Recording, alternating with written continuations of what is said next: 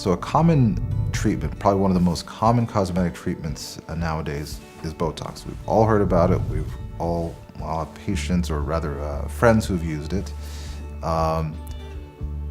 Although it's so commonly performed, in some ways it's still something that is still not fully understood. So I'll give you a very brief synopsis of how Botox is used and should be used.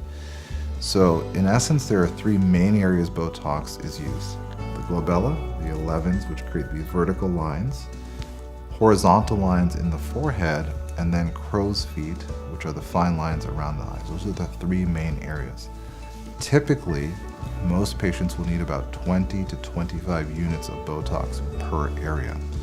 A lot of times nowadays, when there are specials or sales on Botox, patients will come in telling me they had a much smaller amount used, which is fine in terms of a cost perspective, but sometimes that'll lead to results that don't last as long.